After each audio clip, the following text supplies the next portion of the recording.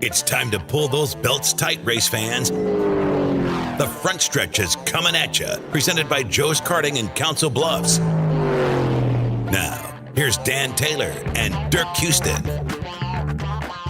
Hi, Dave Despain with MAV TV, which is your television destination if you're looking for motorsports. Radio, you found it. You're listening to The Front Stretch. Well, good morning to you, race fans, and welcome to The Front Stretch, presented by Joe's Karting in Council Bluffs, online at joeskarting.com. We are just a week away from the ninth annual Racing with the Stars.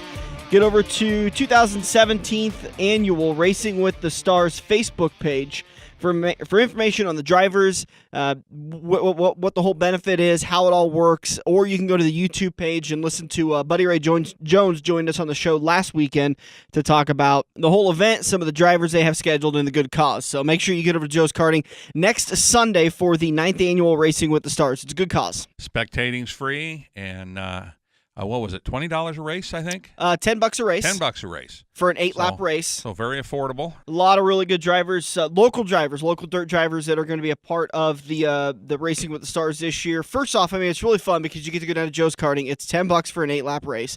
Or you can put $20 down and get yourself 2 8-lap races and put your name into the Hammerhead drawing. So that's all kind of combined into some of the events they have going on down there, and then you're going to get put into the one of the races, and you're going to get to race against these guys, and it's a lot of fun. I do remember reading. I don't remember the specifics, but he's got several prizes, gift cards and stuff they're giving away. Yeah, they usually do a silent auction. I've gotten 2.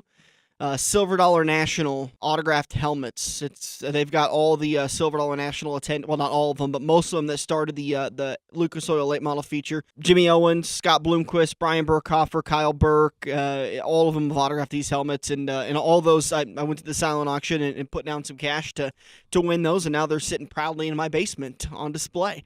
So a lot of cool stuff you can get throughout the year. That's going on again next weekend at Joe's Karting. It's the 9th annual Racing with the Stars. You can Google it and get more information. It's to benefit the holiday horsepower drive. Did you take and go somewhere and Google Tony Stewart's autograph and print it out and put it on there? I know you did. I don't know what you're talking about. I can neither confirm nor deny. Next subject, please. Let's talk about Talladega. Actually, let's talk about the show. Today we're going to recap in turn number 1, the race at Talladega, what happened, what didn't happen, who moved on, who was eliminated, the shocker. I think there was at least one big shocker that really captured me. One of them, you could see it coming. And we'll get more into that later on in turn number 1. Turn number 2, we will talk more about the drivers that were eliminated and some of the news that NASCAR has announced throughout the week, including the participation limitations for full-time Cup Series drivers down in the Xfinity and the Truck Series, the Cape World Truck Series. Yeah, and we'll talk about that in turn number 2. Turn 3, we will talk about our predictions for the round of 8. It starts today at Martinsville, then it goes on to Texas next weekend, and it wraps up at Phoenix. You want to just call Vegas and put any money on the race at Phoenix? They might not even put odds on Harvick. Yeah, the good news is, the great thing is that this is a sport, and so you can there's never a surefire bet. And then in turn number 4, we'll preview the race today at Martinsville. We'll talk about the Homestead Viewing Party, the wrap-up to the 2016 season. We'll get you an update for the 5-week contest, for the Quaker Steak and Lube 5-week contest, and so much more. That's all coming up here on the Front Stretch. Let's first kick it off with the results from Talladega. Dirk, I wanted to get your thoughts on the race before I give my thoughts. So go ahead. What you think about Dega? Well, Bad Brad haters they're probably still partying. Mm-hmm. I mean, he was the class of the field. Absolutely. No ifs, ands, or buts. And it's tough to say what would have happened those last 10 laps, but the way he handled the blocking the first 60 laps says I'd have put my money on him. Yeah, like I said, he is the man right now when it comes to the driving in the mirror. He's really got that figured out. I mean, he learned from Dale Jr., and he learned well, but a little bit of trash on the grill, Twice, too. That was really shocking. That they're not 110% positive that's what did it, but it's what did it. Yeah. Let's face it. And they talked about it really well on the broadcast that the first time it happened, they probably started the cooking process and they got the trash off, and so the engine was able to cool down, but the damage was already done. So the second time it hit, and they weren't able to get the trash off right away, they had to back up. And what a great move by Ryan Blaney to, not a move, but a great transition between letting Blaney take the lead. Teammate move. And kind of cleaning that grill off, but it just wasn't enough. Well, it was too late. Yeah. I mean, they talked about it for a couple laps and then finally did it. If they'd had just done it right off the bat, he might have still won the race. Yeah. But yeah, that's a big thing with these with the restrictor plate tracks. And and there's a lot of tracks where you have trash problems, but Talladega is known for it. Yeah, and it's nothing that I wanted to react and say, why can't the fans just toss the trash in the garbage bins, in the trash cans? But with the wind that whips around these places, the trash gets pulled out of the garbage cans. Well, I've seen it at I-80. That, and I mean, you've got trash coming out of the infield with all the campers. There's trash from outside the track getting blown onto the track from all the camping. Yeah, it's just something you really can't control. It could have been a squirrel that ran onto the track that he ended up hitting and got on his bumper, but. I mean, they are so limited anymore to the little hole that they've got for air to get to the radiator that when you block part of it off, it's doesn't take long. Yeah, and so that was unfortunate for Brad because he needed that win. He came in to the negative, right? He was 7 points down. Yeah, he negative. needed the win in order to move, or at least a really good finish, and the Joe Gibbs guys to hang out. But with him falling out and Truex falling out, it was really interesting that the Joe Gibbs Racing guys were just able to say, and I'm talking about Kyle Busch, Carl Edwards, and Matt Kenseth. They were able to just say, well, that locks it up for us. We just stay back in 30th and don't worry about destroying our cars. Right. Because the inevitable thing with Talladega, what I guarantee you, every nonchalant fan tunes in for Talladega because they want to see the big one. See the carnage. Drivers and crews anticipate the big one, and that was the Joe Gibbs Racing strategy. We'll talk more about that strategy in turn 2, our thoughts on it, the repercussions since then, the fan uproar about it, but the overall good idea that it ended up being. Hindsight says that it wasn't necessary, but you never bet on there not being a big one at Talladega. Well, the only part that ended up screwing up is when the two blown motors with the 78 and the 2 allowed them to just, like you said, just throw in the towel and just stay back there. Normally, there's been plenty of drivers over the last 10 years that have gone back there and run in, 38th and 35th and stuff, gotten a 3-car draft so they don't go more than a half lap behind, etc. And they run back there. And when there's 20 laps to go, they come mix it up. Yeah. That's nothing new. I think that was their entire strategy. Right. But like you had just said, with the 2 and 78 losing their engines, they didn't need to get up there and mix it up. Correct. Yeah, they could just hang out back there. Nobody gets hurt, no cars get tore up. So they're all set to go next time. They, probably for those cars might show up at Daytona. And Denny Hamlin locking up his transfer spot by 6/1000ths of a second because Denny ended up tying Austin Dillon for points in 8th to transfer on because Denny had the 3rd place finish at Talladega on Sunday. He had the better of the finishing positions in this round. That's the first tiebreaker, is that the best of the 3 races, whoever has the best finish, moves on, and that happens to be Denny. So if Denny would have been 7/1000ths of a second slower, we'd be talking about Austin Dillon in the chase today. Well, and, I mean, the season started off with Hamlin winning Daytona by what, 3,000, 2,000? I thought it was 1,000th. I mean, it was the .001. It was the fastest or the closest finish, and then a couple of weeks later we did it again at Phoenix. Yeah, with Edwards, Edwards and Harvick. Correct. Your overall thought, a good race. What did you think? Overall, yeah. I mean, again, I'm not a big restrictor race fan because they do get kind of boring. But the guys at the front did have to race. There was 2 lines most of the race. They had a couple times that one section they got lined up on top. Nobody was going anywhere. Yep. Brad worked his way around some of that and, picked off a car here and a car there and got himself to the front. But nobody else was trying that same strategy. Jimmy Johnson tried it, and he got hung out to dry. But they showed, again, they ran up front most of the race, so it's kind of like I think they're back in stride now here for these final 4 races. It's going to be the next 3 races are going to be a lot of fun. Yeah, it's going to be pretty hot and heavy because they were able to, most of the teams were able to point their way in to the round of 8. And you saw it with the Joe Gibbs Racing strategy for their 3 drivers, Edwards, Busch, and Kenseth. but there's no pointing in on this one. There's going to be, I anticipate 2 winners in this round. So 2 drivers are going to get it on points. So there's 6 people that are going to be vying. 6 drivers are going to be vying for those final 2 transfer spots. And that's going to be point central. I mean, it's going to be hot and heavy. Well, you figure you basically hand Harvick Phoenix. Yeah. But it's not that he's not going to try and win the other 2 races, because if he would sweep all 3 races, he's going to knock somebody out that would be big competition at Homestead, whether it be Jimmy Johnson or whoever it might be. So, even though everybody kind of going to concede Phoenix to him, he's going to be out there trying to win Martinsville and Texas. Well, and refresh my memory, I don't believe he won Phoenix earlier this year. Yeah, he did. He beat Edwards by that. Oh, you're right. Was it 3 Phoenix? It was Phoenix this time last year that Junior won that race. Harvick finished second. Right. So and by the way, Harvick, since 2014, Harvick and Junior are the only 2 drivers to win at Phoenix. Well, because Harvick's won like 5 of them or something like that, or 4 of them, and a second in the other one that he didn't win. Yeah. But, he's just so strong. It's crazy how good he is at that track.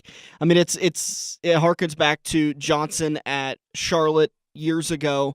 Dale Earnhardt Jr. at restrictor plate races. He got really good for a while there. He's cooled off since, but he got very good at restrictor plate races. And there's a couple of tracks that you can nail down and say these guys are going to be good at. I always like to take Keselowski at road course races because he's got that chrome horn mentality that he needs to get to the front. He attacks every single corner, and so he's really good at those road courses. Yeah, but that's Harvick at Phoenix. He's got something figured out about that track, and it doesn't seem like teams are figuring it out with him. Well, and it doesn't matter what rule they change. Yeah, whatever he's got figured out has nothing to do with the rules they change as far as the downforce package. Mm-hmm. It's in the shocks and spring setups that he's running and the bump stops and everything. He's just got the right combination, the right shim stacks, and that car really works there. He goes where he wants, and he goes to the front, and he wins. As far as Talladega is concerned, we've talked about it a lot of times. I'm not a big fan of restrictor plate races, but I did have a good time watching the race. I thought it was really interesting to watch the cars. You sat on the edge of your seat the entire time, waiting for the big one. And I can understand the displeasure for fans.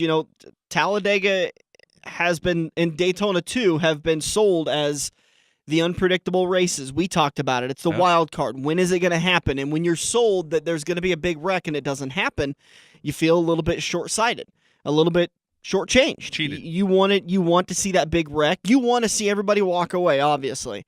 And I think that even Tony Stewart kind of exposed a little bit of the issue that drivers are having. And I think he exposed the reason why we didn't see a big one was because all these guys wanted to keep their P's and Q's together. And they didn't really want to push the envelope, which pushing the envelope at Talladega and Daytona is what causes those big wrecks. Right. It's putting your nose where it doesn't belong or where it won't fit, or trying to close that gap and cut a guy off, and that causes the big one. I think everybody kept themselves in check last Sunday at Talladega, so we didn't get to see the big wreck. And Tony ends up staying in the back the whole time because, as frank as it is to say, he had nothing to gain from that race, but he had a lot to lose. He could have hurt himself physically, mentally. He could have caused a concussion like Earnhardt had. He could have cost himself $1.5 million in a new race car. There was a lot of things that he felt he just didn't need to be up front mixing it up. Well, no, and I mean, the only thing he's racing for right now is personal pride, but I think he's kind of cajoled himself. I mean, he's only got one win the last 2 years, so he's not, he's stepping out at a good time where he's still got all his faculties. He doesn't have any major injuries that are going to lag him for the next 10 years or anything. And I think he would have, if he'd had his choice, I think he would have stepped out last year. But I think he had sponsor obligations. He wanted to give I'm shocked when he admitted that he wanted to give the fans a year to say goodbye, and he also didn't want to steal away Jeff Gordon's retirement year limelight, so he stayed around another year. I think he would have been better served leaving last year. But all those 3 reasons why he decided to stay are good reasons, and I understand why. Yeah, but his talent-wise, I think it's shown for years that after he broke his leg and after the Kevin Ward incident, he's not the same driver. Well, and I don't mean that in any derogatory terms. Let's see you break your femur, and let's see you be in an incident like Kevin Ward and be the same person coming out of it. Well, that and like he's admitted over the last couple of years when they pulled some horsepower out of the engines, that's just not his style. He wants all the power he's got at his foot. He's a 410 sprint car racer. He's not a 360. He's not a 305. Right. He's a 410 sprint car racer. If there was 460 sprint cars or 490 sprint cars, he'd go race them. He'd try them. Yeah, because he wants that stuff. All right, that was Talladega. Let's talk about quick results. Martin Truex Jr., boy, that was a painful pick for a lot of people. Martin ended up getting people 2 points by finishing 40th, but Brad Keselowski was the real one. When you talk about the season-long pick'em contest and the 5-week Quaker Steak and Lube contest, there's a lot of people that aren't mathematically eliminated, but they're realistically eliminated from winning that $100 gift card, as Brad Keselowski only able to gain him 5 spots, and there was a lot of people that took bad Brad.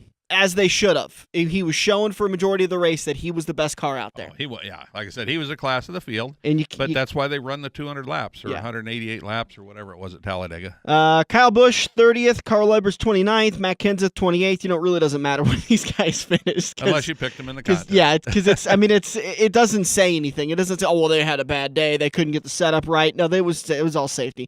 Joey Logano ends up getting the win. He punches the final ticket. I think he'd have pointed his way through anyways. But he got the win. Denny Hamlin 3rd, Kurt Busch 4th, Ricky Stenhouse Jr. 5th, Larson 6th, Harvick 7th. Harvick and Kurt Busch, a little bit of issue at the end of that race. I was really surprised to see Harvick throw a fist in the window at his teammate. I kind of thought that was a little surprising. I mean, he's kind of a hothead, but I didn't expect that. Yeah, it's a couple of guys from the West Coast that, they raced against each other a lot, but the fact that they are teammates, it makes it surprising. If they weren't teammates, that would have been a normal reaction, but... Obviously unhappy with something that happened earlier in the race, and then at the end of the race during the cool-down lap, Kurt Busch doors him, which kind of feels like that's becoming a no-no for a lot of drivers. Don't mess with me on the cool-down lap because I'm off guard. Well, we saw it with Kenseth at Charlotte a few years ago when he first got into the issue with Brad Keselowski, because Keselowski, I think, ran into the back of him. Or remember, who was it that ran into the back of Tony Stewart? Tony fires it back up, throws it in reverse, and hits him again. Tony was pretty upset. Yeah, it's become a deal because, like you said, they're a lot of the guys are unbelting, and pulling gloves off and unstrapping their helmets and all that kind of stuff. Window nets down. But the last person you'd expect to door you is a teammate. Yeah, that was interesting to see. All right, we got to take a break. We'll come back in turn number 2. We're going to talk more about the drivers that were eliminated. We'll talk about some NASCAR news and notes, including the participation limitations. Those are 2 big words, and I got them out just fine. Dang right and proud. All right, we'll talk about all that stuff and so much more coming up in turn number 2 here on the Front Stretch. Joe's Karting in Council Bluffs has taken a page out of IMCA's rulebook and gone crate. These brand new low-emission engines will still have you white-knuckling it all through the Metro's fastest indoor facility. Joe's Karting is now friendly for all skill levels with their brand new Honda-powered engines. It's time to get to Joe's today and find out what drivers like Jack Dover, Shaylee Bate, and Andrew Kosiski have known for years. Located in Council Bluffs and online at joeskarting.com. That's karting with a K. We're hooked up in turn 2 and still showing the green flag on the front stretch. Hey everybody, this is Kyle Larson, driver of the Target Chevy number 42, and you're listening to the Front Stretch. Welcome back to the Front Stretch. Heading into turn number 2. Don't forget the Quaker Steak and Lube Homestead Viewing Party, just a couple of weeks away. We'll get you information on some of the prizes we're going to be throwing out over the next over that race. Well, we did put out a big list of those on the Facebook page. So yep, if you're a member of the event, if you're on the event, it's an open event, so everybody can come. We just have a Facebook event page that you can check out. It's Homestead Viewing Party, and it's presented by the Front Stretch and Quaker Steak and Lube.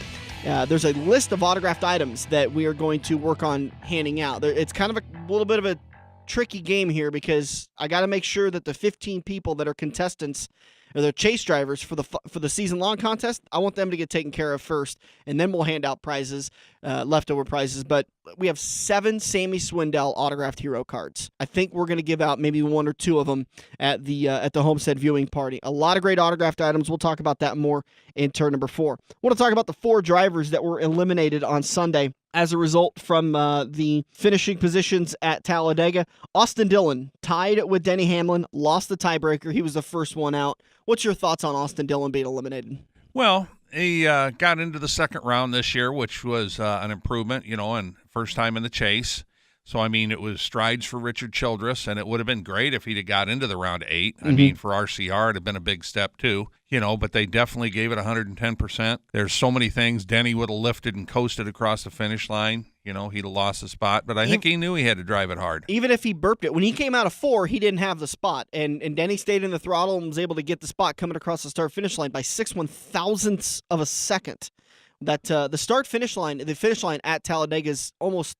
It's past the tri-oval. It's not in the middle like Daytona. It's down towards turn 1. Right. They moved it several years ago, and it's added for some good finishes. Just you wouldn't imagine moving the finish line closer into turn 1 would make that much of a difference, but it's made for some great finishes. Yes, it has, and probably the most famous one was Keselowski and Carl Edwards back in 2009, I believe. Yeah. But when Carl actually got out of the car and ran across the finish line. So the other great finish with Carl Edwards, I loved the Iowa Speedway one with him and Ricky Stenhouse Jr.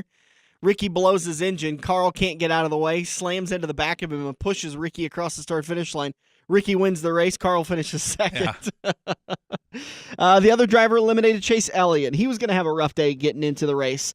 Getting into it, he was going to have to win. He was 24, 27 points back, I think. 27 is what's sticking in my head, just and past the car number.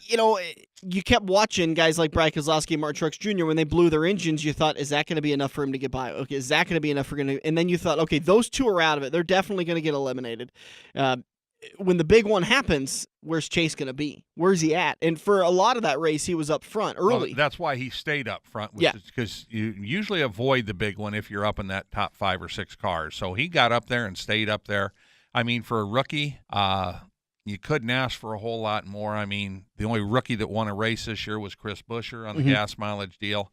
But Chase actually gave away, I think, 2 races on restarts late in the race that he was leading. Yeah. So, yeah, he had a very good year. Let's see if he can go through next year and not have a sophomore jinx.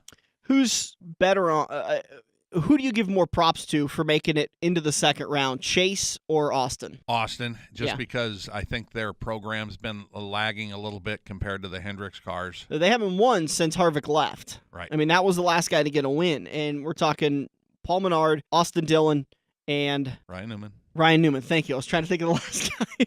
That might be why we didn't get an interview approval at Kansas. I forget about Ryan Newman every once in a while. Even though I do like Ryan. I like watching him race. But, yeah, I agree with you. Chase was doing really well at the beginning of the year. And, frankly, he was flying the Hendrick banner for quite a while there. Yeah. And then the middle of the season hit, and that Hendrick lull took effect on Chase.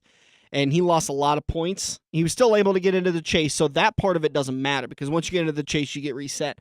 Yeah, the idea is that Hendrick obviously has the better equipment, the better engineers, the better everything. Even their struggles this year and over the last couple of years, they're still regarded as probably one of the top 3 organizations. So that does take away a little bit from Chase. But man, what a great job to sit down. I think you could draw an exact parallel between him and Joey Logano because Chase Elliott took over for a legend the year that the legend left in that 24 car and didn't miss a beat. Joey Logano did. He took over for a legend in Tony Stewart when Tony was at his height and when he moved on to Stewart-Haas Racing to start his own organization and start the 14 or to create the Stewart-Haas Racing. And Joey wasn't able to handle the pressure, but I think that gives a lot of credit to Chase Elliott that he is able to handle the pressure. He was able to handle it, and he was able to continue on. Well, you made the comment that he's got great equipment. Believe me, there's not a car on that track that doesn't have great equipment. You're absolutely right. And the engineers, the human element is the difference right now. The great equipment equation can be overruled, by saying, well, the 5 has the same equipment. And the 88 has the same equipment, and the 48 has this. They all have the same equipment. It's not like Chase gets one set of one brand of shocks and Jimmy gets another brand of shocks, or what. They're all running the same stuff. And so Stewart-Haas, Kevin Harvick's running the same stuff. So is Joe Gibbs Racing. They're all running the same stuff. It's the human element of the engineers and the drivers. I mean, the drivers make a huge difference in this too. Absolutely. And, I mean, some of these younger drivers come in as a la Kyle Larson. I've got something to prove. I came from a sprint car. I don't have this asphalt background. Yeah.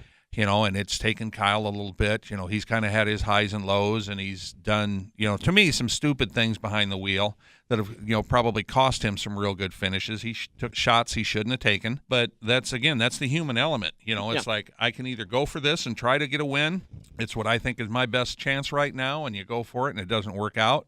And if it does work out, he looks like a hero, but his problem is none of his has worked out. Yeah. The race he won, he had a very dominant car, and he won because he was the fastest, and, he kept his cool. And took care of his stuff all day long. Yep. He has a real problem with that outside wall. If it was, you can't even say if it was 5 feet further out, he'd be okay because he'd still be 5 be feet further out driving is where he'd be, He'd be 4 feet 11 inches out, farther out. Yeah, exactly, But, Chase is a very talented young man, He grew up around the sport. He obviously listens to his dad. He can't have much better driver coach than his dad. Mm-hmm. And I'm sure he's listened a lot to Jeff Gordon when Gordon's talked to him because Bill's been out of the seat for a long time. Gordon just got out of the seat. I'm sure he listens to Jimmy Johnson. I'm sure he listens to Dale Jr.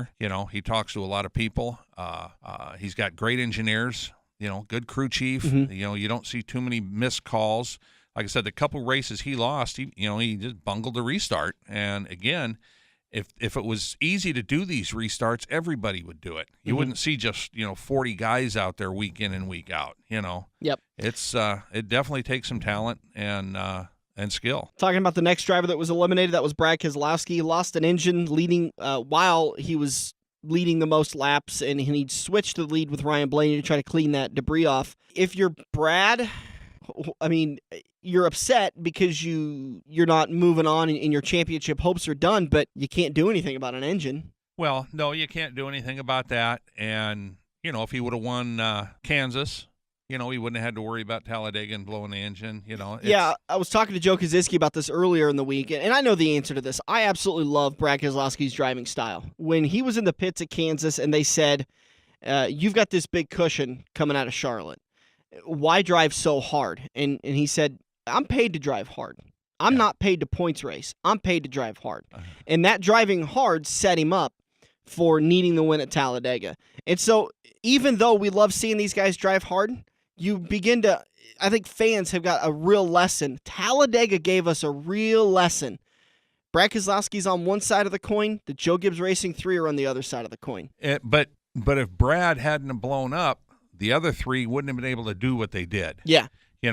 Like I said, he was driving aggressively, but just as, points racing, look at Martin Truex. He had a nice big points cushion and popped an engine. Yeah. So, when the engine's going to go, it's going to go. It's not like Brad Keselowski went out and blew 10 motors this year.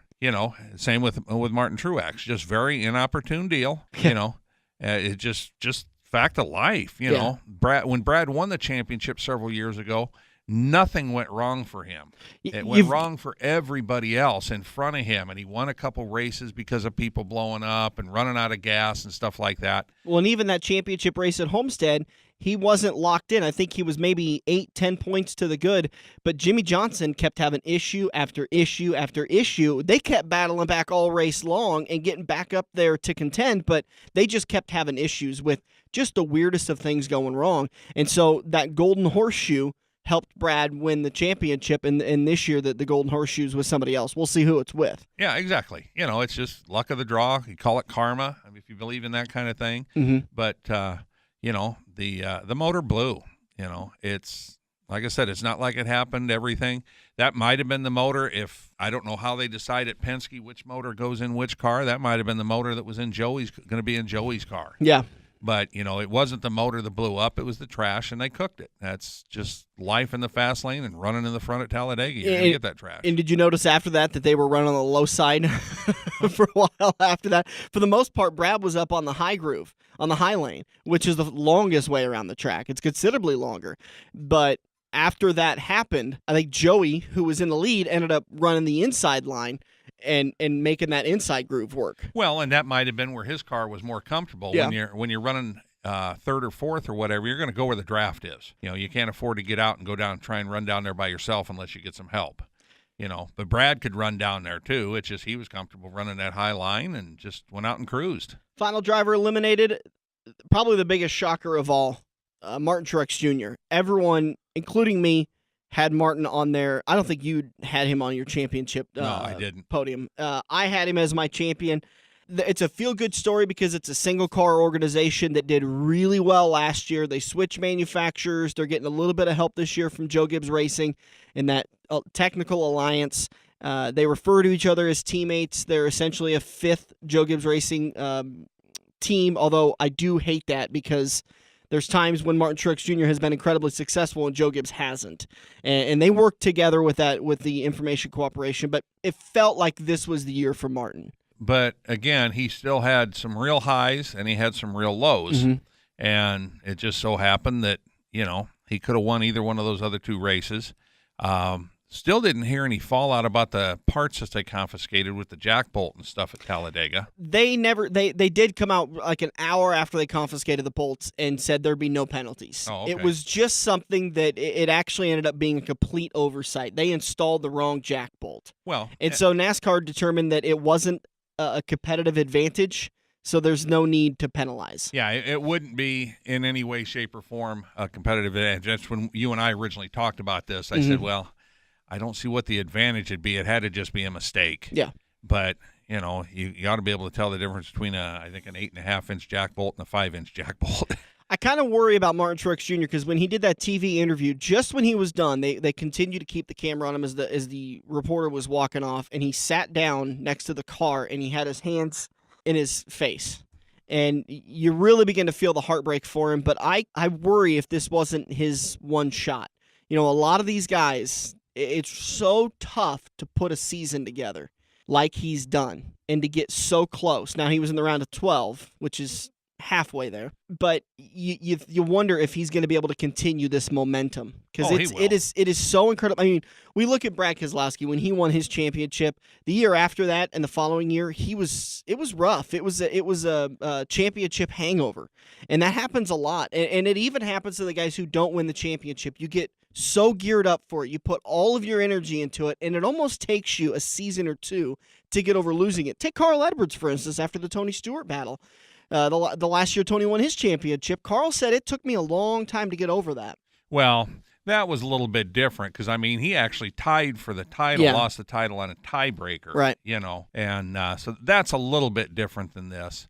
But, Martin's got a lot of racing left in him. The organization is actually on the top of their game. They're adding the second team with Eric Jones. So he's literally going to have a teammate, that's not going to be a satellite teammate.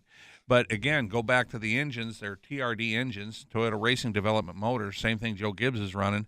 That motor could have been in Carl's car or Kyle Busch's car. They could have been the ones that blew up. But, again, it came down to the trash on the engine. It wasn't a bad engine. I don't think it was trash for him. I think that he was coming in. It was close to green flag stops, and he radioed in and said, I've got a really bad vibration. I think it's a tire. And so they came down pit road to fix it, and he said he knew as soon as he stopped that the car was still vibrating, that he was blowing his engine. And then he came back out a couple laps later, and it was done. I think that was a parts failure, and it was just one of those. And they asked him in the interview, they said, do you think it's a concern? Are you guys running some different setting or something here at Talladega? And he said, no, I think it's a part failure. Because you could feel those things. And he had no concerns for any of the other JGR guys or the Toyota Racing engines. That they were going to have an issue. Even if he wouldn't have said anything. You didn't notice their worry. All right, we got to take a break. So that's it. Elliott, Keselowski, Dillon, and Truex all eliminated. They're done. They'll start battling for the top 8 positions now. Top 5. Top 5 positions now. So that's the way it goes. We'll take a break. We'll come back at turn number 3. We're going to talk about our predictions for this round. We'll talk about some of the news and notes from NASCAR. We didn't even get to the participation limitations, so we'll make sure to cover that first. We'll be back here on the front stretch. Joe's Karting is giving away a Hammerhead ATV to one of its members on December 17th. All you have to do is get to Joe's and do some racing. Purchase a 16-lap Hammerhead race for $20 plus tax and you're in. On December 17th, Joe's will open the registration box and one lucky customer will win a Hammerhead GTS 150 or a Hammerhead Torpedo. Get to joeskarting.com for more details and rules. It's time to get to Joe's Karting and find out what all your friends already know. If you love wings, if you love rings, and all kinds of other tempting things, great times, great food, get to Quaker Steak and Lube. Quaker Steak and Lube is the official watering hole for the front stretch and the best place to catch all the NASCAR action today. Open at 11 a.m. with delivery available to Council Bluffs. Great times, great food. Get to Quaker Steak and Lube. Feather the brake and get back to the gas. Dan and Dirk are headed into turn 3 on the front stretch. Hi, this is Brad Keselowski, 2012 NASCAR Sprint Cup champion, and you're listening to The Front Stretch. All right, welcome back to the front stretch. That was a quick break. Love those quick commercial breaks. We try not to bore you guys too much with commercials. That's actually our intent. Just enough to pay the bills. Well, maybe. We could use a few more commercials in order to pay the bills, but we're here to talk about NASCAR and some of the rules and regulations. Dirt season's kind of coming to an end. There's a couple of more races here and there throughout the country, but for the most part in this area, it's over with. And so we're going to be covering a lot more NASCAR right now, even though we've got some great interviews lined up over the next couple of weeks to talk about seasons. Jack Dover's going to join us, still trying to get Joe Orth on the show. I really want to talk to Joe about his career as a photographer and a promoter, and he's the old school guy. You know, my biggest question to him is how Facebook, Twitter, and Instagram has affected his business, because that's one of those businesses. It's direct. Who wants to pay a photographer for their photographies when I can just do it with my camera phone? Yep. So, my phone camera, yeah. So, turn number 3, we want to talk about the participation limitations that NASCAR announced earlier this week. We got rumblings a few weeks ago that this was coming down and that they had been working closely with teams about how to make sure this happens. I'm just going to call a spade a spade. This is the Kyle Busch rule. NASCAR isn't necessarily going after Kyle Busch in this sense, but this rule is now being put in place because of fans' displeasure for Kyle Busch winning in the Xfinity and the Truck Series so much. And I think it's unfair, but at some point in time, NASCAR just had to say, okay, the voices of displeasure are getting too loud. We're going to have to do something about it. Well, it was a long time coming. I mean, I think it was in 2010 or 2011 when they made the drivers start choosing which series they wanted to run for a title for. Any of these guys running on Sunday, Brad, Martin Truex, Joey Logano, any of these guys could decide to run for the title in the Xfinity Series. Yeah. They wouldn't be eligible for the big title then, you know, and I think that was kind of a smart move. I don't like the fact that they're going to limit these guys to X amount of races and that they can't race in the chase. What happens if we get down towards for the Xfinity Chase, for example, and we can't put a full field of cars out there because no Cup drivers can be in there? So there's 8 or 10 cars you're going to lose right off the bat. Mm-hmm. And they don't have 50 cars showing up at all these races, you know. So I just wonder if they might have not have stepped on their toe with that a little bit. I've always thought they should point everything different.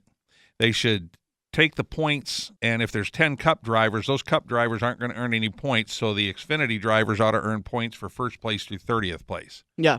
You know, they ought to earn those. Minus throw the Cup drivers out. If you're the first Xfinity driver and you're third, you get the winner points. Yeah. You know. Well, and the problem is that you don't deserve them. You didn't win the race. Yeah, but the other guys didn't deserve to be in the race now, and I mean that's the way they're going to make it in the chase. And I don't like the fact that they've changed the regular season from the chase. Yeah. Now, if they want to limit these drivers to 10 races, and then they pick 10 races. You know, Mm-hmm. let them be in the Xfinity Chase. Yeah.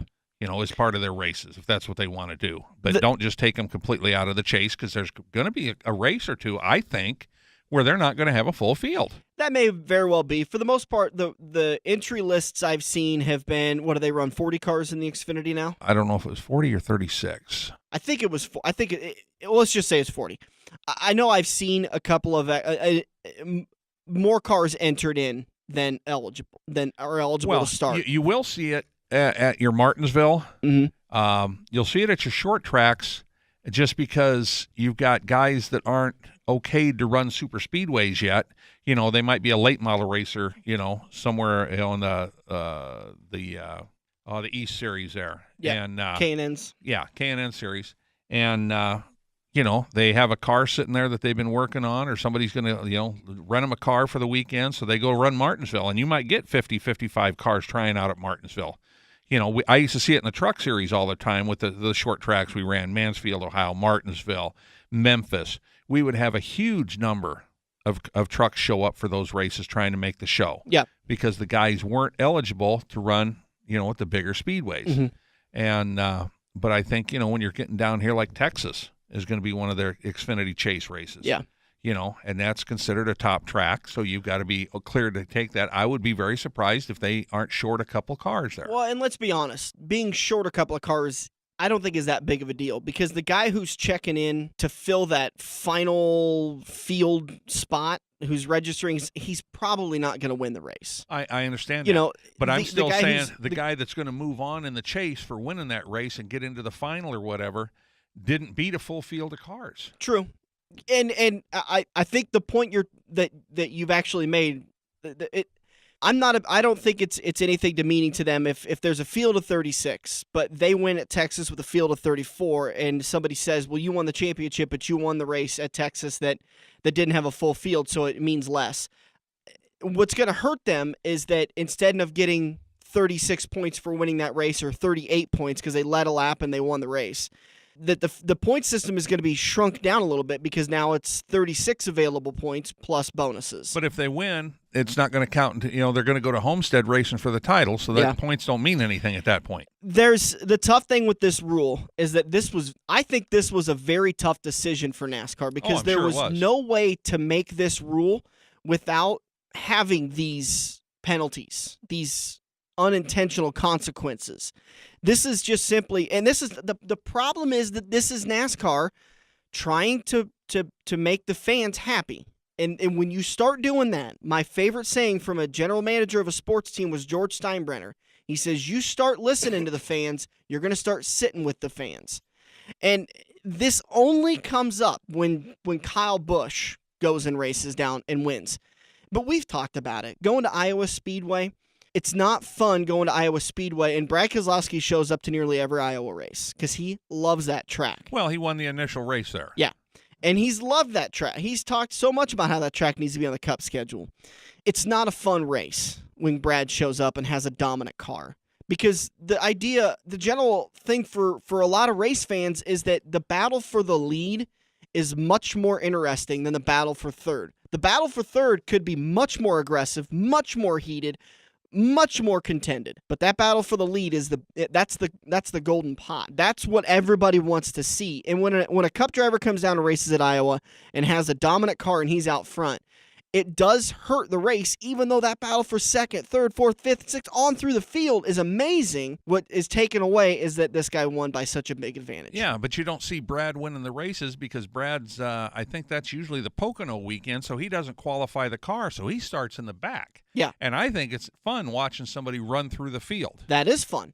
I think another unintentional consequence for this new rule that Cup Series drivers, if you've had 5 years of full-time experience, you race a limit of 10 Xfinity and 7 truck races. That's the rule that we're talking about here, in case you didn't hear it.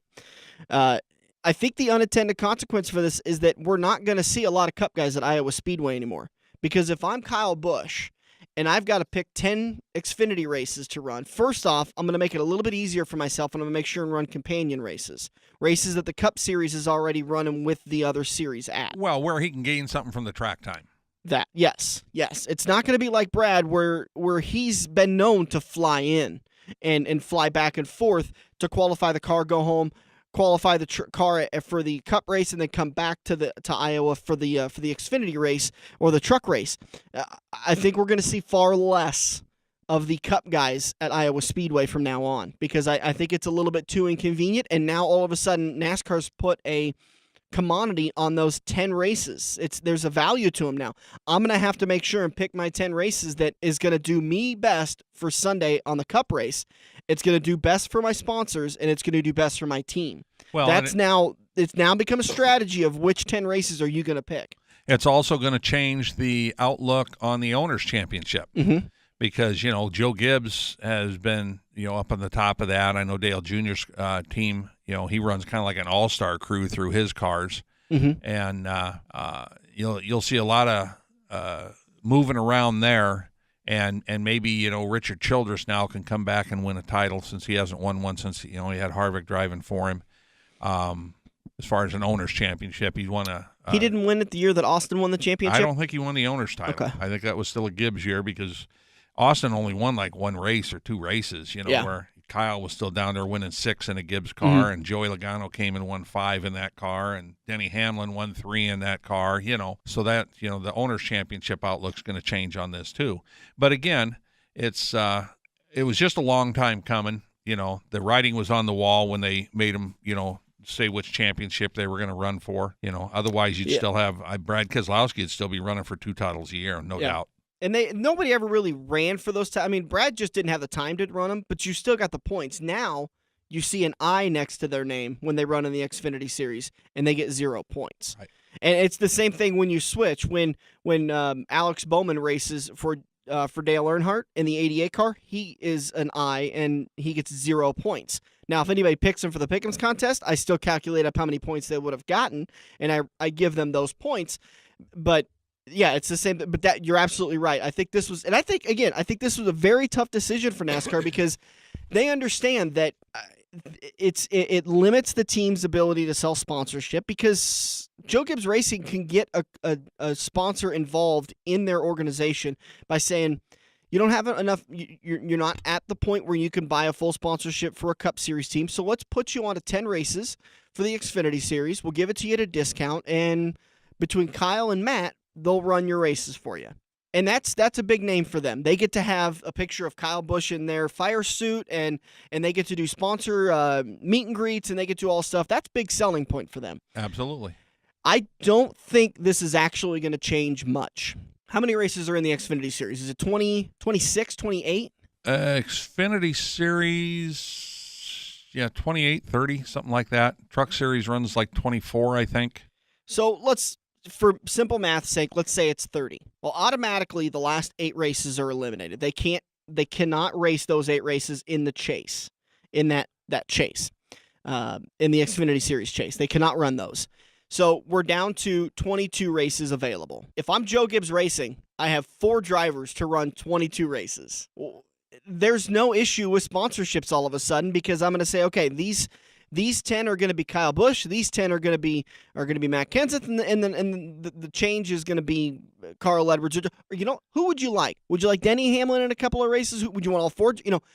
It's not going to make that big of a difference as far as sponsorship's concerned, and I don't think it's going to make that big of a difference as far as Kyle Busch is concerned. I would love to see the numbers of how many Xfinity races he's ran each season over the last 5 years, because I don't think it's going to be much up over 12, 13 races. I was going to say he probably runs about half of them. Okay. It's probably about where he sits. And a couple of years ago when he had his own team, he ran them all, So, but, now that he doesn't have his own team, he basically sold everything that he had out to Joe Gibbs as far as his Xfinity. He's still got his Truck Series team, But, again, that's just a little bit different deal. And the Truck Series doesn't have a whole lot of the Cup guys come down there. Couple every now and then. Brad Keselowski drives his truck every now and then, or has Joey Logano in it every now and then. Kyle drives every now and then, but not near like what he used to run when he was starting his truck team, and he ran all the time because he didn't have to pay himself. Right. And just for simple getting the information right, 33 races are on the Xfinity Series for 2017. I imagine it's the same for this year. So 33 races, 8 of them they cannot race in. So that leaves you with 25 that Joe Gibbs or Richard Childress or Stuart Haas or Dale Earnhardt, any of these other Cup organizations that this rule is designed to restrict, not to prevent. It's designed to restrict them. Well, and it's not really Cup organizations because there's not too many Cup organizations that have a whole bunch of Xfinity cars. True. It's just these drivers coming down into these cars, for these teams because, like I said, Joe Gibbs runs a lot of new drivers. He gave Eric Jones, Daniel Suarez. Exactly. Yeah. But he has another car or two that he puts the big names back in. And, again, it's got to do with sponsorship deals and stuff like that, and keeping the money flowing. The other thought is I think this is phase 1 of multiple phases we'll see. They're going to let this play out for a year, 2 years, and see how it goes. They may start restricting this even more. All of a sudden, the Cup guys can only run 8 Xfinity races and 5 truck races and keep drawing it back until the fans finally say, okay, this is what we want. My caution is that years from now, I think we're going to see a major decline in the Xfinity and the Truck Series because there's a lot to say for Iowa Speedway when they can send out the press release and they can start buying advertising and saying this weekend and this weekend only, Brad Keselowski is going to be in the 22 car for Penske Racing at Iowa Speedway, and that sells tickets because I know there are fans out there that will only go to Iowa if a Cup Series driver is there. And you're going to see that still because those I think the entries are 6 weeks out. Mm-hmm. So they've got 6 weeks to advertise once they get to entries in, and there is a last-minute entry, but NASCAR has a lot of say-so on that or whether or not they even get to attempt to qualify or not. And they do have entry fees for every race. They're not astronomical. I mean, when I was doing it as an official, you used to get sent the entry blank, so I knew exactly what the purse money was going to be, exactly what the entry fee was. And the entry fees were like $875. Mm-hmm. Now, it's been 10 years ago now, so now they might be $1,000. But in the grand scheme of things, that's like buying 2 tires, so it's not a whole lot of money to these teams to enter a race. Right. All right, so that is the new participation limitation rule. We took all of Turn 3 to talk about it, so when we get back, we're going to try to, with the show we have left, we will preview the round of 8. We'll talk about the Homestead Viewing Party and so much more. We'll be back here on the Front Stretch. Are you looking to book your next outing? Look no further than Joe's Karting in Council Bluffs. Located just north of Bass Pro Shop, Joe's Karting can handle outings of well over 100-plus people. Bachelor parties, corporate outings, team building, birthday parties, and much more. Give Buddy a call today and reserve your outing. Joe's will even work with local restaurants to cater your event. Book yours today at joeskarting.com. That's karting with a K. It's time to get to Joe's and find out what everyone already knows. It's checkers or wreckers as we enter Turn 4. On the Front Stretch, presented by Joe's Karting in Council Bluffs. This is AJ Allmendinger, driver of the number 47 Chevy. You're listening to the Front Stretch. Welcome back to the show. Once again, we've gone a little long. We've got about 5 minutes to go before the show wraps up for today. Next weekend, we already have confirmed Jack Dover will join us in the studio. So in Turn 1, we'll recap the race that happens today at Martinsville. Turn number 4, we'll preview Texas. But in Turns 2 and 3, we're going to sit down and talk with the gas man himself about all things about his 2016 season and his plans for 2017. Could this be the year he makes his way up into the world of outlaws? And he rode a roller coaster this season. So yeah, he did. He absolutely did. All right, so that's going to be coming up next weekend. We're also working on an interview with Joe Orth. We've got an interview with and the gentleman's name is escaping me, Southeast Nebraska Rally. He joined us a couple of weeks ago. We're waiting to play that interview. We have an interview with Wade Unger that we did back at Knoxville Raceway. We still have to play about the Ultimate Sprint Tour. This is something that's going to be very cool. You're going to want to do. And we've got some go-kart races coming up here with the turkey chase and stuff over the winter down I got to get Anthony. Races. And so we've got a few go-kart guys we're going to be getting on here to talk with. That's right. I got to get Anthony on the show to preview that in the next couple of weeks, and then get Corey Wilson from Home Pride Motorsports, who races karts. We'll get him on the show too. Let's talk about the Homestead Viewing Party coming up in a couple of weeks at Quaker Steak and Lube. The green flag for Homestead is set to wave at 1 o'clock. Excuse me, a little bit after 1 o'clock, at about 1:30 on Sunday, November 20th. So we're going to be at Quaker Steak and Lube starting at about 1 o'clock, wrapping up the 2016 season. It's free to come down and hang out with us. And you could win autographed items from Jack Dover, Brian Brown, McKenna Haase, Sammy Swindell, Rodney Sanders, Matt Crafton, Dusty Zomer, Gavin Faith. We talked to Gavin. We'll have to get Gavin back on the show now that the motocross is probably coming back to the area with the winter coming around. Danny Lasowski, Jesse Sobbing, David Starr, John Hunter Nemechek. He gave us a really cool autographed Chevy hat. That's good. So we'll talk about that. Brendan Gaughan. We even have a couple Carl Edwards hats left. We need to. We've still got the Brad Keselowski Miller throwback hat for the champion. We need to throw maybe one of those Carl Edwards hats or that John Hunter hat in with that. I've got sweeten that grand prize pot. Yeah, I've got a picture that I took. It's actually Dale Earnhardt Sr.'s last ride. It's It's a picture of his car and Junior's car on the grid in Daytona in 2001. It is autographed by Richard Childress and Chocolate Myers, who was Dale's gas man, big dude with a dark black beard. Is that like the one you gave me? Yes. It was autographed by Chocolate? Yep. Okay. There's another autograph on there. Is that Dale? No, that's Richard Childress. Okay. I kept looking at it. I'm like, that sure doesn't look like Dale Earnhardt. No, he was no longer around when that picture got developed, unfortunately. Okay. But, yeah, that's a good point because you took, like you were just saying, you took it that day. That morning of the 500. Yeah. And I'm going to go ahead. I've got one of those framed up to throw in for the champion. After all, it was my championship that lost, so I figured I needed to add something a little personal to it. And I do apologize because I was trying to throw in. I've got a very nice picture of Richard Petty that I'd planned on getting autographed in Kansas City, but I got sick, and that didn't happen. So there's always May next year, and there's always next year's contest. Yeah. We'll need a grand prize for that. Lord, keep Richard around for another year, please. Absolutely. All right, so that's the Homestead Viewing Party coming up November 20th. There's a lot of great things. I'm going to sit down with everybody at Quaker Steak and Lube here in probably the next week or two and come up with some specials. So you can believe that there will be lube tube specials and wing specials. And that's at the official watering hole of the front stretch. The race for today at Martinsville kicks off coverage at 11:30 on NBCSN and MRN with the green flag at about noon. All the green flag action, if you don't have NBCSN, will be on the big screens at Quaker Steak and Lube. And you've got the chase reset, so you've got 4 Gibbs cars that are going to be running, and any one of those drivers can win Martinsville. What do you suppose the chances are that all 4 Gibbs cars are our 4 champions at Homestead, our 4 contenders at Homestead? I would be just as surprised as anybody if that happens. If 2 of them get in there, I think that's a legitimate possibility because, like I said, I think Harvick's got 1 spot already, and so that only leaves 3. I agree. And, I mean, you've still got some heavy hitters in there. I mean, Jimmy Johnson's still around. JJ's going to give it all he's got in the next 2 races. He's definitely a player at Texas. Joey Logano's won at Texas before. Carl and Matt, they've all won at Texas, I think, across the Gibbs team. Yeah. I've got Kyle Busch winning today at Martinsville, Johnson winning at Texas, and Harvick winning at Phoenix. So that puts Johnson, Harvick, and Kyle Busch into the championship round. I think your final car in is probably going to be Joey Logano. I would look at if you're 3 hit like you say, I would play that Matt Kenseth. You think Kenseth plays the points game and becomes the 4th car at Homestead? Interesting. He doesn't feel on fire enough to me. Yeah, but you know, he's gonna be in the top 5 or 6 cars probably at all 3 of those races, and that's what it's gonna take. All right, we appreciate you joining us for the front stretch. Make sure you stick around, or make sure you join us next weekend. Jack the Gas Man Dova will join us. I'm trying to get Lauren in here too, his girlfriend of I think about 4 years. I want to ask Lauren several questions. It's just about being a racer's girlfriend and let's just have Lauren on the show. That'd be a good point. That'd be a fun show. She's a fun girl. Maybe we'll do that the following weekend. We'll have Lauren on the show to answer some of what Jack says. Lauren, Jack said this.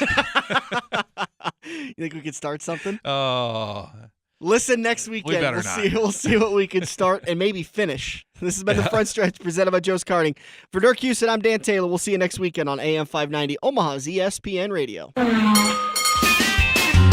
you love wings, if you love rings, and all kinds of other tempting things, great times, great food, get to Quaker Steak and Lube. Quaker Steak and Lube is the official watering hole for the front stretch and the best place to catch all the NASCAR action today. Open at 11 a.m. with delivery available to Council Bluffs. Great times, great food, get to Quaker Steak and Lube. Are you looking to book your next outing? Look no further than Joe's Karting in Council Bluffs. Located just north of Bass Pro Shop, Joe's Karting can handle outings of well over 100-plus people. Bachelor parties, corporate outings, team building, birthday parties, and much more. Give Buddy a call today and reserve your outing. Joe's will even work with local restaurants to cater your event. Book yours today at joeskarting.com. That's karting with a K. It's time to get to Joe's and find out what everyone already knows.